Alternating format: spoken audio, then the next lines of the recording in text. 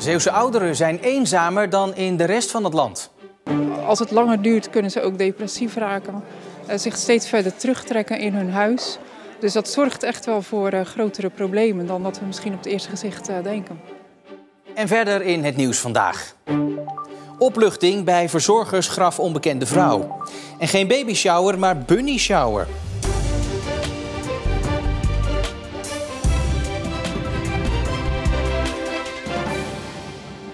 Goedenavond. Een depressie, hartproblemen, een beroerte. De kans dat je er last van krijgt is veel groter als je eenzaam bent. En in Zeeland zijn ouderen vaker eenzaam dan in de rest van het land. Met stip op 1 de gemeente Terneuzen. Voelt u zich wel eens eenzaam of alleen? Jawel, ik woon alleen. Dus ja, als je de hele dag geen bezoek krijgt, dat gebeurt natuurlijk regelmatig als je alleen bent. Dat is niet zo leuk natuurlijk, hè. Dan praat je de hele dag niet. Ik ben ervaringsdeskundige geweest. U zegt geweest? Ja, door verlies. En op een gegeven moment moet je toch zeggen, ja, ik moet het anders gaan aanpakken. Openhartige gesprekken tijdens de lunch in ontmoetingscentrum Het Stroopievat in Zaamslag. Het is een van de vele activiteiten in de Week tegen Eenzaamheid, die tot en met donderdag duurt. Eenzaamheid is een serieus en groot probleem in Zeeland.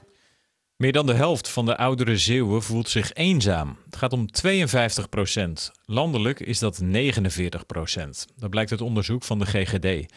Verder zijn ouderen in Zeeland vaker ernstig of zeer ernstig eenzaam in vergelijking met de rest van Nederland.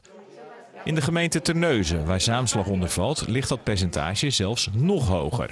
Daar hebben ze speciaal iemand in dienst genomen om eenzaamheid te bestrijden. En eigenlijk is er geen onderzoek naar gedaan wat nu precies de reden is. We zouden bijvoorbeeld wel kunnen zeggen dat er vergrijzing is hier in de regio. Daarnaast denk ik wel dat er een taboe heerst op eenzaamheid. Mensen vinden het lastig om hun gevoel te delen met elkaar. Je raakt een beetje geïsoleerd. En ja, je zoekt dan op dat moment ook geen contact, terwijl je het wel nodig hebt. Ik praat erover verder met zorgverslaggever Marieke Kerklaan. Marieke, eenzaamheid is natuurlijk hartstikke vervelend, maar het is dus ook nog slecht voor onze gezondheid. Ja, dat klopt. Denk niet alleen aan depressie, waar je eigenlijk heel snel aan denkt. Maar het heeft ook invloed op of je hartziektes kunt krijgen of beroertes. Dus het is niet alleen naar of zielig, maar het is ook echt, dat heeft daadwerkelijk ook echt gevolgen voor de gezondheid. Ja, je kan gewoon lichamelijke klachten krijgen eigenlijk. Ja, zeker. Goed, nou in Terneuzen hebben ze daar dan dus nu iemand voor aangesteld om dat op te lossen. Maar ja, wat kan zo iemand doen? Ja, het is simpel en tegelijkertijd veelomvattend. Eenzaamheid hoog op de agenda laten staan.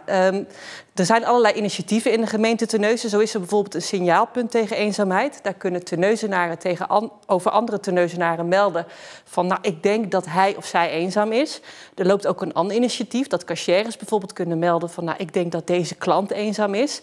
Nou, en zo'n regisseur eenzaamheid die je net in het filmpje zag, die houdt dat allemaal in de gaten en die kijkt dus ook of daadwerkelijk aan het einde van al die initiatieven, van al die plannen, eenzaamheid een beetje is afgenomen in de gemeente. Ja, en aan dat laatste kan ik me voorstellen dat we eigenlijk allemaal wel iets kunnen doen. Zeker, het is nu de Week tegen Eenzaamheid, dus nu staat het op de agenda.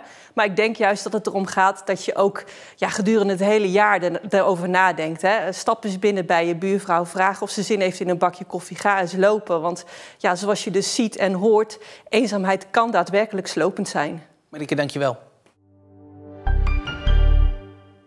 Er zijn wat meer details naar buiten gekomen over de toedracht van de dood van de onbekende vrouw uit Westdorpen. Gisteren werd al bekend dat het gaat om de 57-jarige Jocelyne Amilière uit Frankrijk.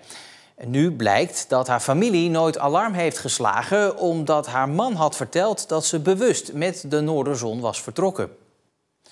De vrouw ligt nu nog in een naamloos graf in Terneuzen. Een graf dat door buurtbewoners wordt onderhouden. Het is een geweldige opluchting geworden voor ons, ja. Dat was de eerste reactie van het echtpaar Pieters uit Terneuzen toen ze gisteren hoorden dat de vrouw, die 3 jaar geleden in het weiland in Westdorpen werd gevonden, geïdentificeerd was. Het stel verzorgt al jaren het graf van de vrouw.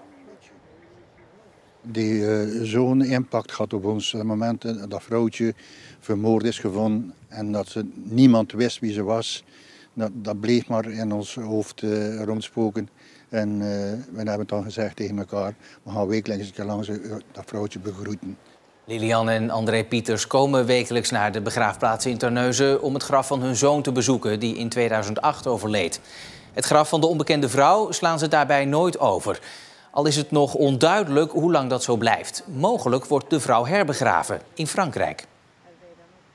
Ze kunnen haar niet weer levend maken of zo. Het is verschrikkelijk wat er is overkomen. Maar ja, als ze terug kan bij de familie ergens op het kerkhof, dan vinden wij dat heel goed.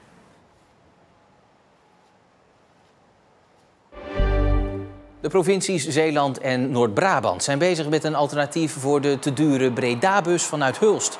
De gemeente Breda laat weten dat er nagedacht wordt over een directe treinverbinding tussen Zeeland en Breda. En die trein zou dan Roosendaal over moeten slaan.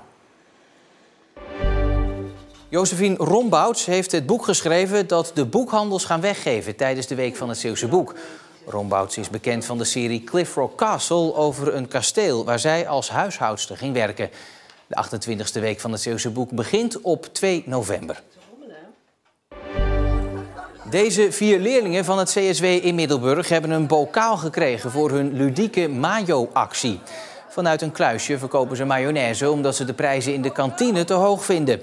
Opvallend is dat ze de beker krijgen van de concurrent, namelijk de cateraar van de schoolkantine. We hadden eigenlijk verwacht dat ze het niet zo leuk hadden gevonden. Dus dat we even op het matje werden geroepen.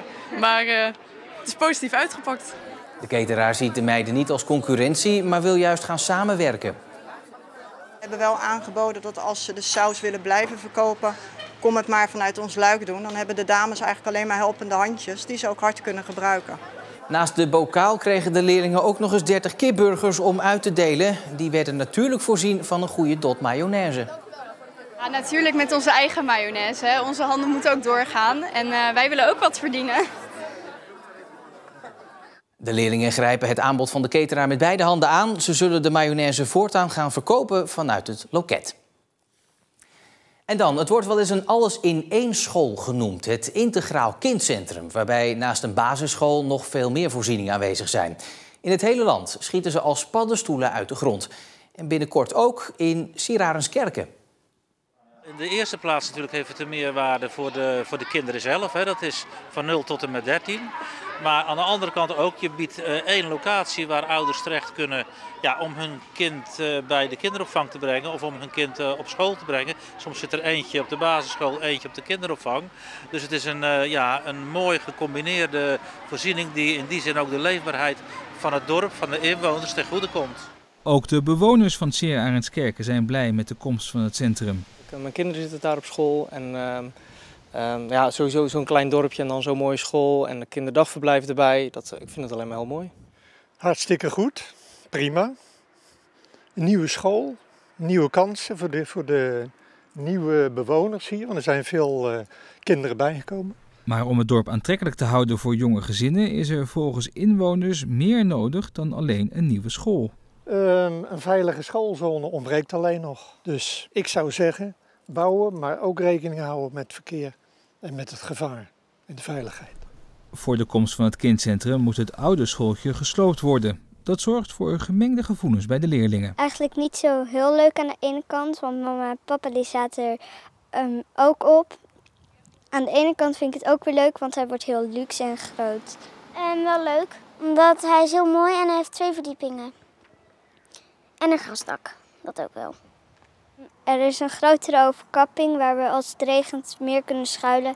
En het schoolplein is groter en je hebt meer ruimte in de klassen. En ik heb er ook heel veel zin in, dat wel. Sierarenskerke is de tweede kern van de gemeente Goes die zo'n kindcentrum krijgt. Maar daar blijft het niet bij, denkt de wethouder. We willen dat eigenlijk uitrollen over heel de gemeente, maar u snapt net zo goed als ik dat je dat niet allemaal in één keer kunt. Het zijn ook kostbare voorzieningen. Dus op het moment dat een schoolgebouw technisch verouderd of versleten is, dan maken wij van dat natuurlijke moment gebruik om te kijken van, kunnen we hier een IKC realiseren.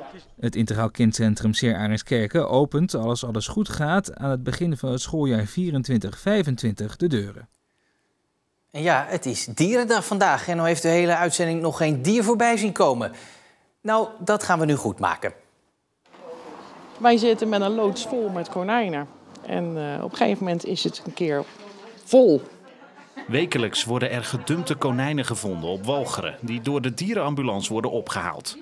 Tijdens de bunny shower konden liefhebbers er eentje uitzoeken. Hoeveel zou je er willen dan? Alle konijntjes, want ik vind ze allemaal schattig. En deze is ook wel mooi, met die hangoortjes. Bij de dierenambulance hebben ze nog wel een wens op deze dierendag. We hopen dat mensen daardoor ook een beetje gemotiveerd worden om na te denken over hun huisdieren en de aanschaf daarvan. En daarom komen sommigen gewoon alleen maar even knuffelen. Ik woon op een klein appartementje en dan vind ik een konijn daar niet passen.